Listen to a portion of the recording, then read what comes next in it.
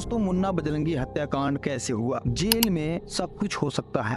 Jail में पिस्तौल कैसे पहुंच गई? तो आइए जानते हैं इनकी कहानी क्या है। दोस्तों, खौफ का दूसरा नाम मुन्ना बजरंगी था। तो आइए जानते हैं मुन्ना बजरंगी कौन था और इनकी कहानी क्या है। मुन्ना बजरंगी की जेल में हत्या कैसे हुई?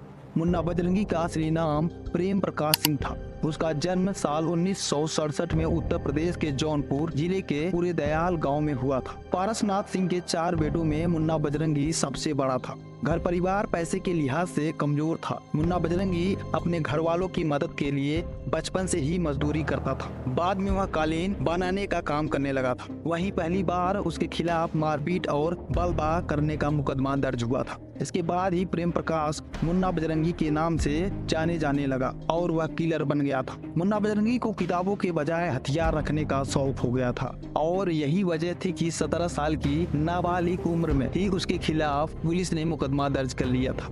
इसके बाद वह अपराध के दलदल में धंसता चला गया। इसी दौरान मुन्ना बजरंगी को जौनपुर के दबंग माफिया गजराज सिंह का साथ हासिल हो गया था। वह अब उसके लिए काम करने लगा था। साल 1984 में उसने लूटने के लिए कालीन व्यापारी भुल्लन जायसवाल की हत्या कर दी थी। मुन्ना बजरंगी पहली बार बड़ी चर्चा में तब आया था जब उसने मई 1993 में बक्सा थाना क्षेत्र के भूतवा निवासी भाजपा नेता जौनपुर के रहने वाले रामचंद्र सिंह, उनके सहयोगी भानु प्रताप सिंह और गनर आलमगीर की हत्या कचहरी रोड पर भरी भीड़ के बीच में कर दिया था। पूर्वांचल में अपना दम दिखाया था। हत्या के बाद उसने गनर की कार्बाइन लूट ली थी। 24 जनवरी 1996 को रामपुर थाना क्षेत्र के जमालपुर बाजार में उस समय ब्लॉक प्रमुख कैलाश दुबे, जिला पंचायत सदस्य राजकुमार सिंह और आमीन बाकी तिवारी की हत्या हो गई थी। इसके बाद मुन्ना बजरंगी ने पूर्वांचल में छोटे छोटे अपराधियों की एक फौज बना ली थी। इस कांड में पहली बार AK-47 राइफल से हत्या की गई थी। 90 के दशक में मुन्ना बजरंगी पूर्वांचल के बाहुबली माफिया और नेता मुख्तार अंसारी के गैंग में शामिल हो गया था। मुख्तार अंसारी ने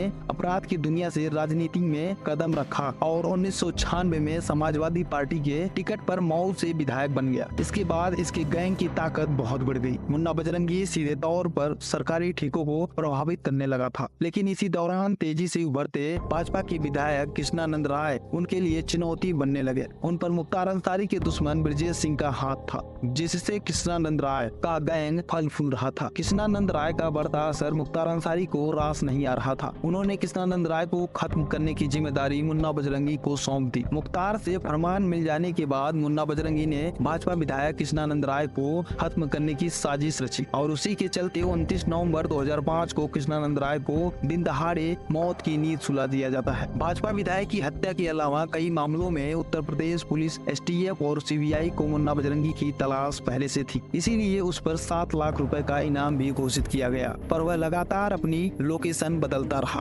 बाद में वह भागकर मुंबई चला गया। उसने एक लंबा अरसा वहीं गुजार लिया। 1997 में स्पेशल टास्क फोर्स ने मुन्ना बजरंगी को पकड़ने के लिए जाल बिछाया। 11 सितंबर 1968 को दिल्ली पुलिस के साथ मिलकर समयपुर बादली थाना क्षेत्र में उसे घेर लिया। इस मुठभेड़ में दोनों तरफ से ताबड़तोड़ गोलियां चली। मुन्ना बजरंगी को इसमें कई गोलियां लगी, पर वह बच गया था। अब मुन्ना बजरंगी को यह पता चल गया था कि अपराध की दुनिया से बाहर निकलना जरूरी है। ऐसे में वह राजनीति में कामयाब होना चाहता था। एक बार उसने लोकसभा चुनाव में गाजीपुर लोकसभा सीट पर अपना एक डमी उम्मीदवार खड़ा करने की कोशिश करी थी। वह एक महिला को गाजीपुर से भाजपा का टिकट दिलवाने की कोशिश कर रहा था, जिसके चलते उसके मुख्तार अंसारी के साथ संबंध भी खराब हो रहे थे। भाजपा से निराश होने के बाद मुन्ना बजरंगी ने कांग्रेस का दामन थाम लिया। वह कांग्रेस के एक गद्दावर नेता के शरण में चला गया। कांग्रेस के वह नेता भी जौनपुर जिले के रहने वाले थे, मगर मुंबई में रहकर सियासत करते थे। मुन्ना बजरंगी ने महाराष्ट्र विधानसभा चुनाव में उनको सपोर्ट भी किया था।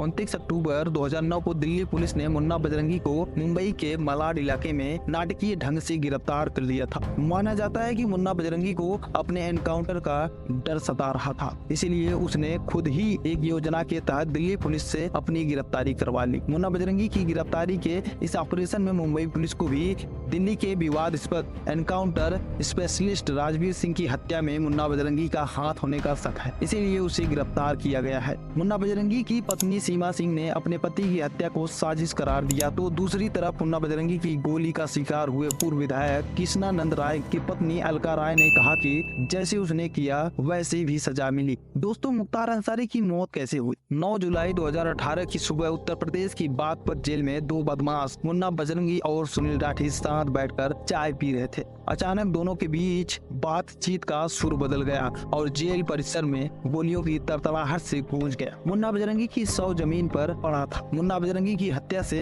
यह साफ हो गया कि जेलों में सब कुछ हो सकता है। सिक्योरिटी के कड़े इंतजाम होने के बाद भी जेल में पिस्तौल पहुंच गई। मुन्ना बजरंगी की हत्या ने भाजपा की योगी सरकार की पोल खोल कर रख दी। अपराध जगत में मुन्ना बजरंगी ने भाजपा विधायक कृष्णानंद राय समेत कई दूसरे नेताओं की हत्या की थी, जिसकी वजह से साजिशन उसे जेल में मार दिया गया।